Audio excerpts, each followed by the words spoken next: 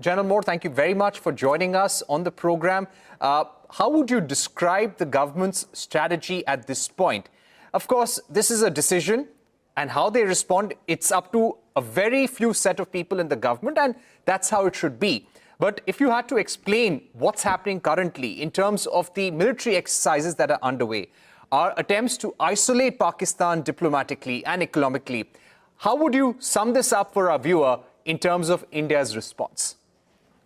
Parikshit, first of all, thank you for inviting me. It's after a long time that I have come on your channel.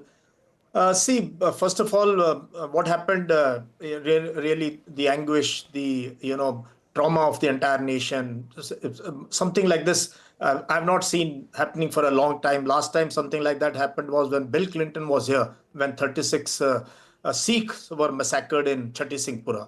So, the reaction had to be, at the national level. So whatever the Prime Minister and the Cabinet Committee on Security took, I think these are really big measures, especially suspension of the Indus Water Treaty, cancelling of the visas, and other measures that have been taken diplomatically. As you said, we have to isolate Pakistan diplomatically. And these are all strategic measures taken to put Pakistan in a spot and tell the world community at large about the rogue state that Pakistan is, and the Pakistan military, that the kind of work they have been doing. So we have created ground. We have created, in spite of the watered down UN Security Council resolution on Pahalgam, at least the resolution was there.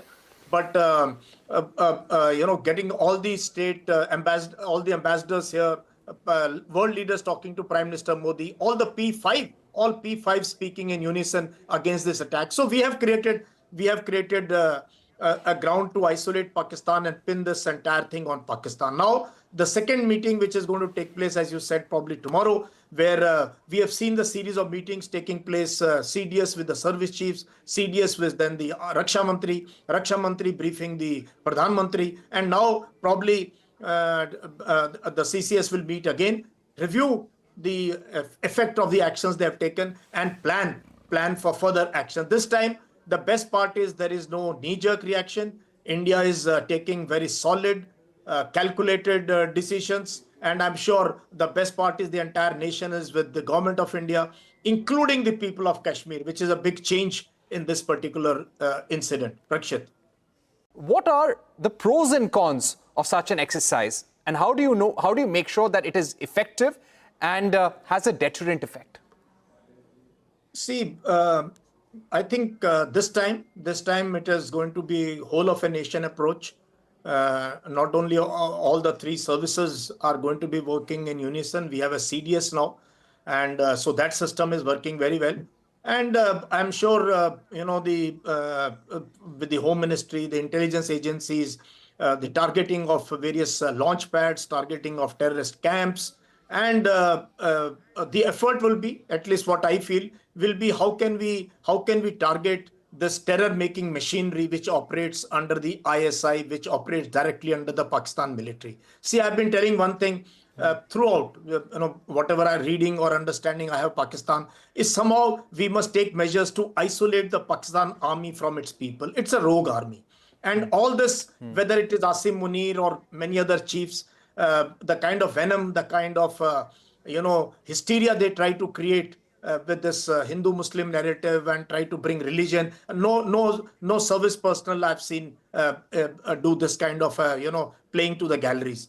So the aim, I think, this time of the government will be economically strangle Pakistan, diplomatically isolate Pakistan, and then hit them at targets which are genuine targets, which we can convince the world that these are the targets from where this terror factory works, and hit them hard, and plan for the escalatory part also. That is what is the challenge, because the moment there will be many options, the military is the best to take those calls. Not for me to say how they will do, whether we'll fire from our own territory or we will cross the international border and then take them on. But this time it's going to be more sure shot actions. Let's wait and watch with the meeting taking place tomorrow. And this time, the time, place, and the punishment that we want to give is of our choosing. So there's no reaction that is going to come in an haphazard manner.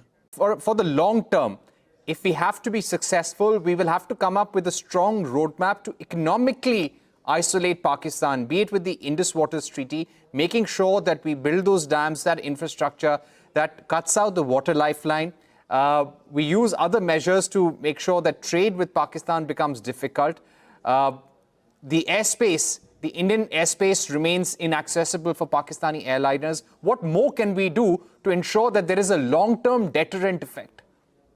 See, Parikshit, I've been saying that all these measures we have tried earlier, trying to, choke Pakistan economically, stop trade with Pakistan. There is big brother, China is always there to support Pakistan. They say that higher than mountains, deeper than ocean, and sweeter than honey is their relationship. So China is the guy, the big guy in this entire thing, which always bails out Pakistan. What we have to try and convince, now our relations with China are improving. This is something really very good that it started sometimes in October, and now disengagement, de-escalation, and maybe de-induction takes place in this summer.